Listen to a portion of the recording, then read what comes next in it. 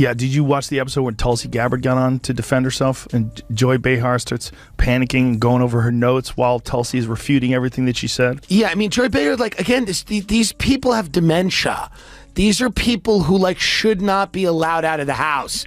They have a national platform. I mean, it is crazy.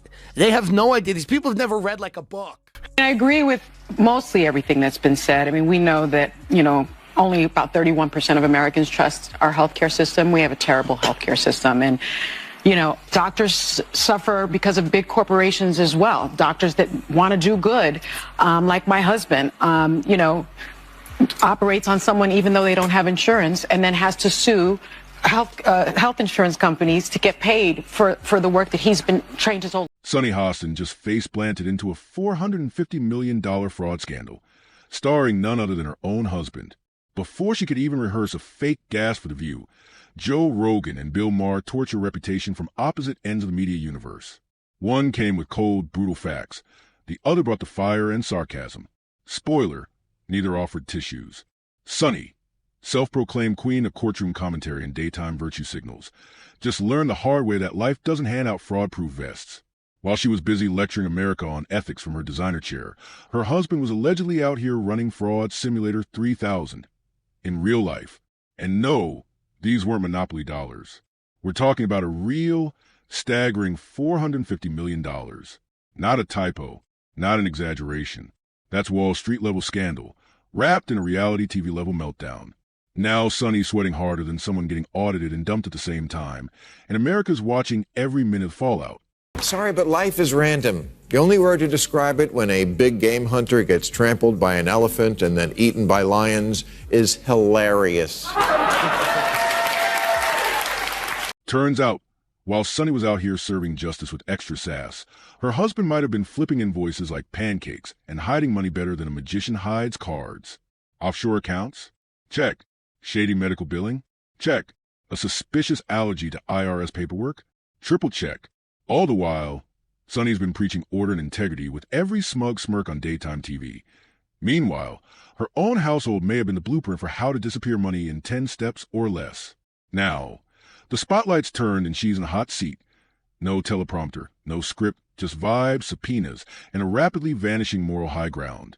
The Sunny Hostin that we all love from one of my favorite shows on The View. And it's always, Tom, what'd you always say? It's always the people that always do the pointing. And it always comes back to them, all right? So when you said this is the largest RICO case ever filed in the state of New York, you guys wrap that around your brain. That's bigger than the mafia case. Like the mafia one was number one. This one takes it over. So he was scamming insurance companies. Joe Rogan isn't exactly known for sipping tea or whispering behind closed doors. He's a guy who'll throw a flat earther and a brain surge in the same room just to see what blows up. So when news of Sunny Hostin's $450 million scandal landed on his radar, he didn't raise a subtle eyebrow. He grabbed a torch and marched straight into the credibility circus, gasoline in hand. Rogan didn't just mention the scandal. He obliterated it. He treated the whole situation like his latest UFC takedown. No gloves, no warm-up, just straight to mat in round one. And the irony? Thick enough to stop a bullet. A legal expert, yes, legal, whose own household might have written the modern manual on elite white-collar fraud. You couldn't script that without a Netflix exec calling it too far-fetched. But Joe zeroed in on the real jaw-dropper, the media silence. The same daytime crew that covers celebrity divorces, wardrobe malfunctions, and out-of-context tweets like they're breaking national security, suddenly went mute. Not a whisper when Sunny's husband hit legal turbulence. Turns out, selective outrage might be the loudest silence of all. I mean, The View has to be... if you average out The View hosts, among the dumbest people on television.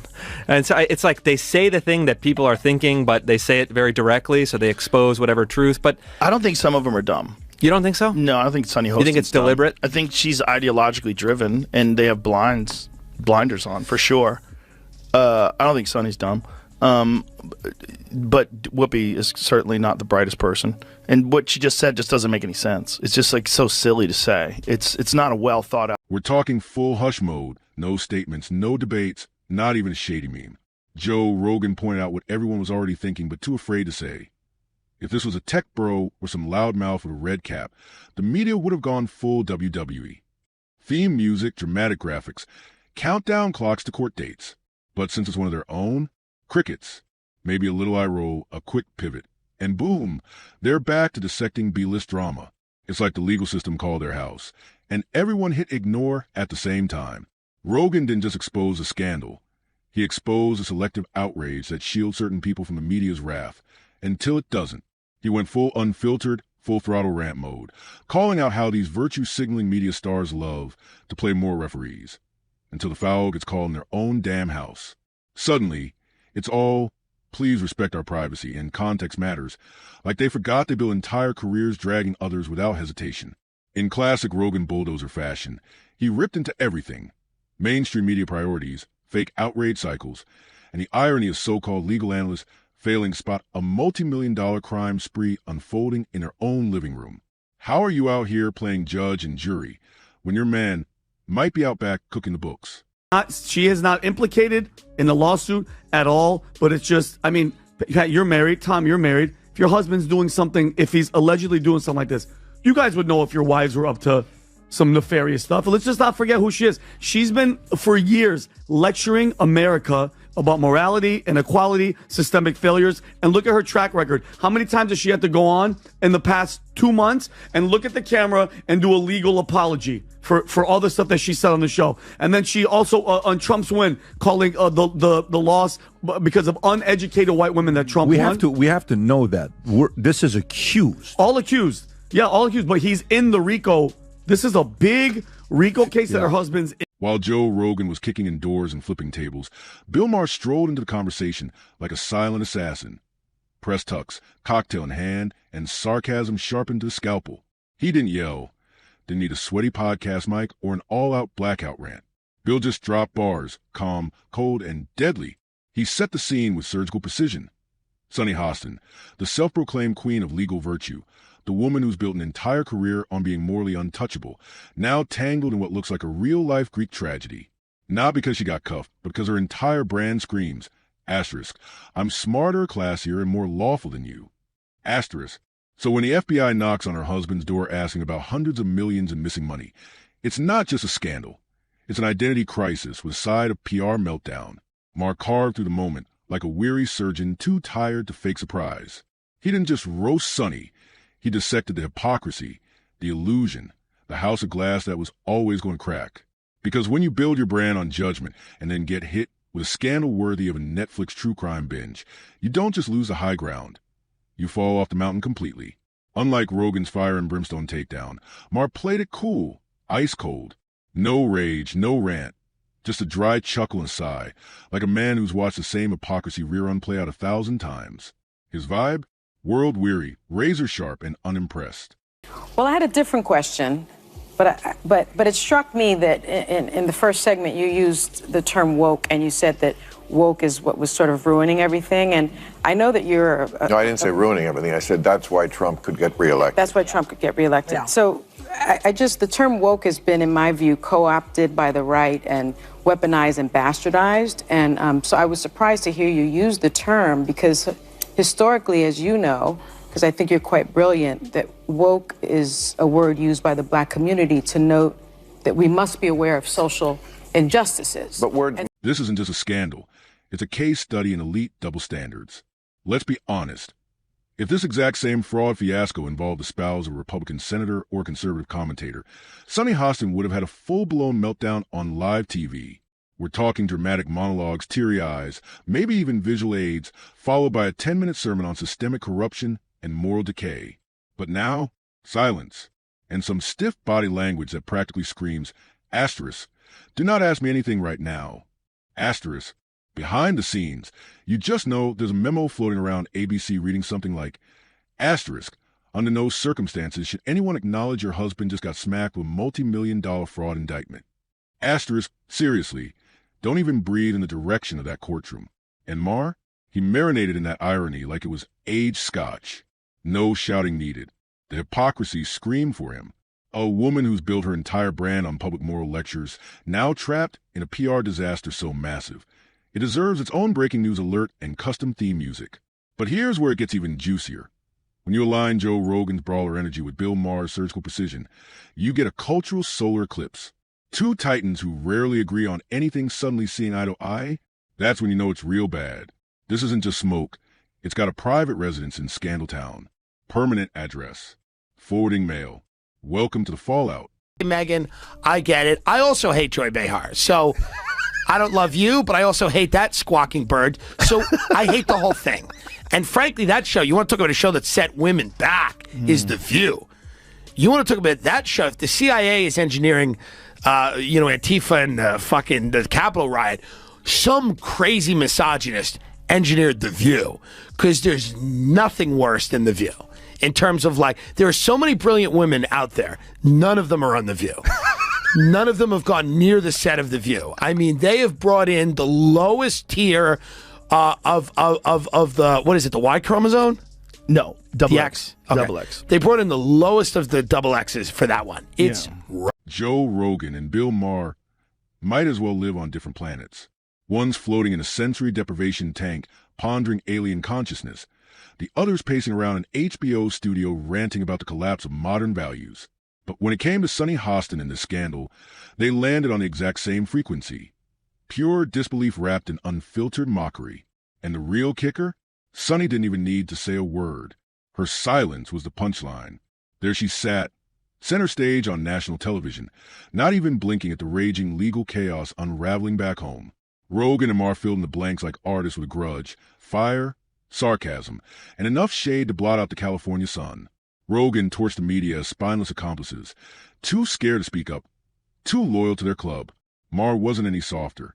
He painted them as moral gymnasts, bending over backward to avoid saying the obvious truth. Together, they pulled back the curtain and showed what really happens when media royalty spends so long preaching from pedestals. They forget what consequences even look like. And The View?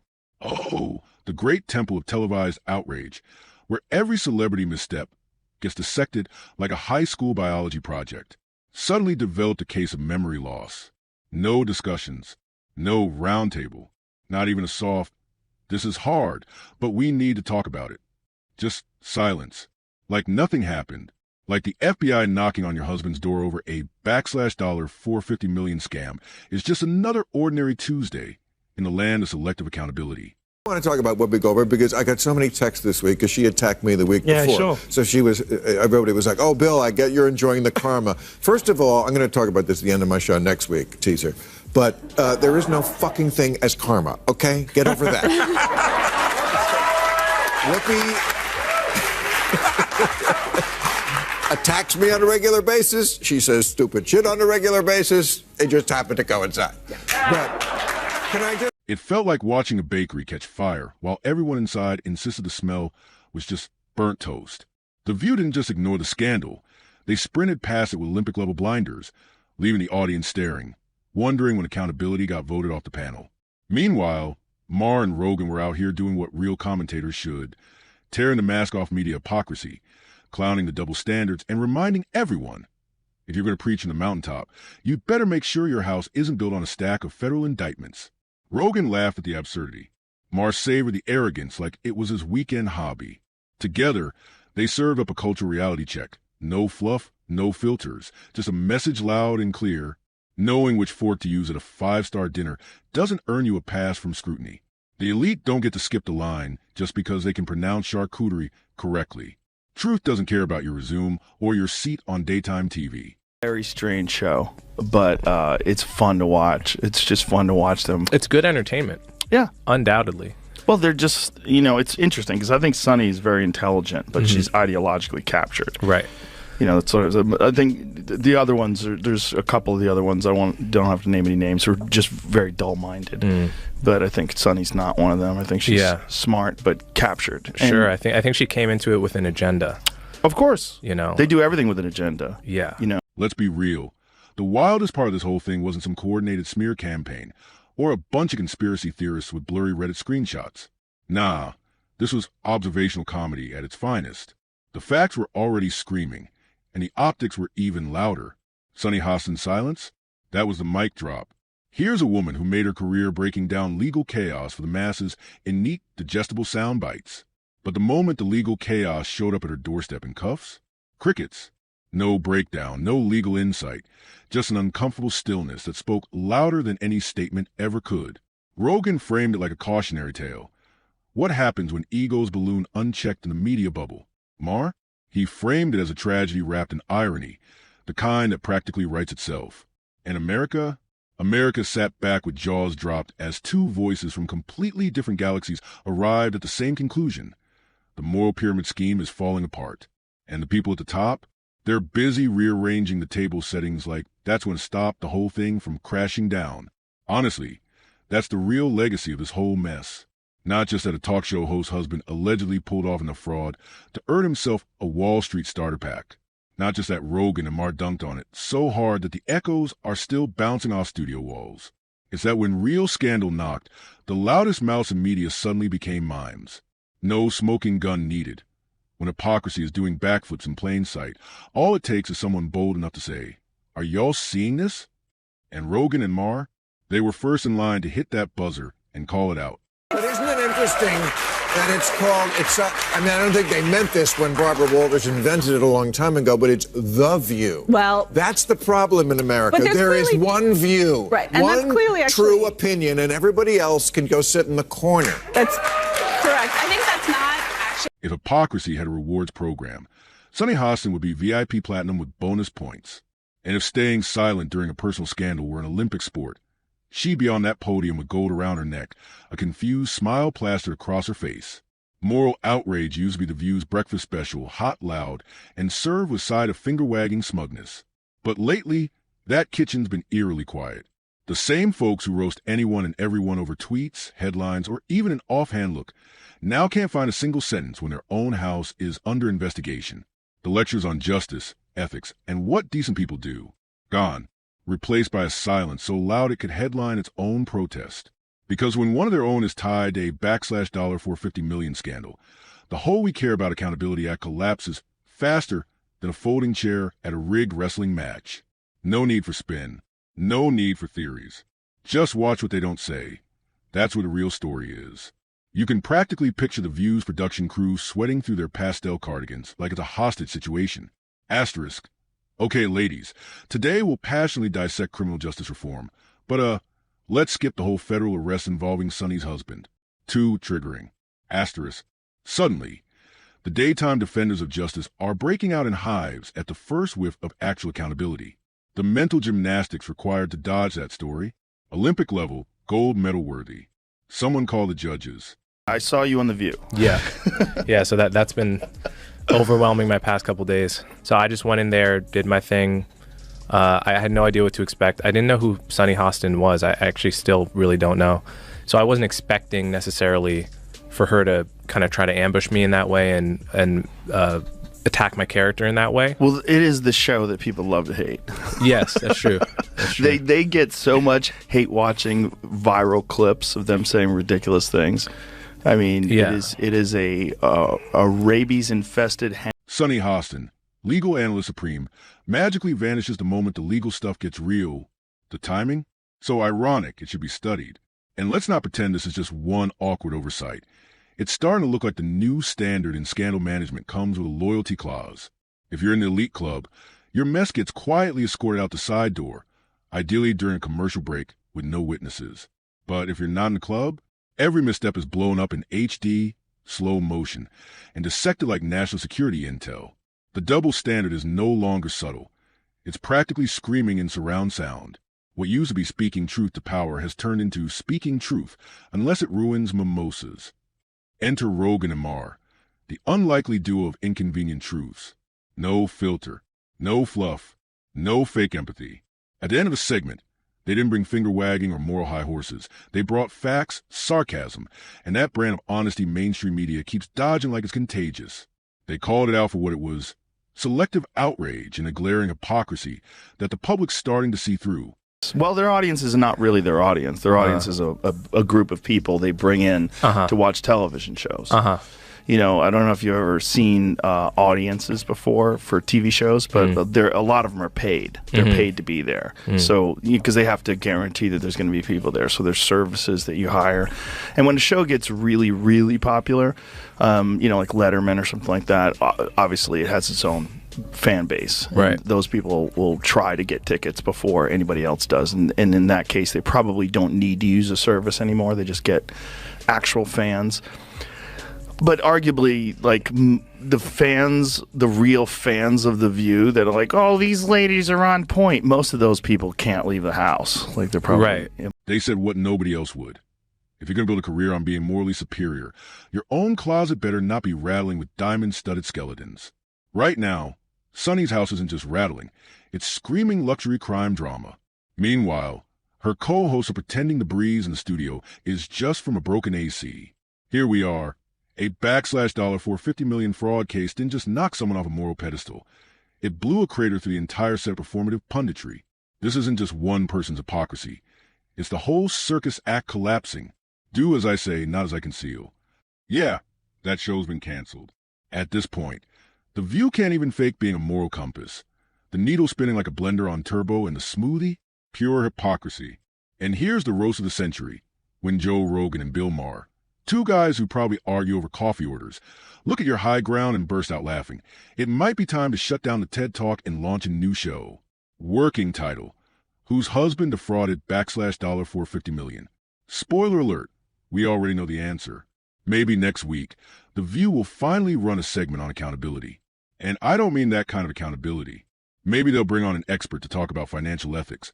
Ideally, one whose spouse hasn't allegedly turned healthcare billing into a freestyle hustle with federal consequences. But until that miracle happens, shout out to Joe Rogan and Bill Maher, the podcaster and the political comedian, who just reminded America what calling it like is actually looks like. No PR script, no smug deflection, just facts, wit, and the guts to say what every network is too scared to touch. And if anyone happens to see Sunny, tell her the soapbox has been repossessed. Probably by the same folks seizing her husband's offshore assets. Because in a world where outrage is currency, the voices yelling the loudest tend to be the ones hiding the most. Right up until the FBI rings the bell. If you made it this far, don't forget to subscribe, and hit that bell. Because trust me, the next video is going to be even wilder. See you there.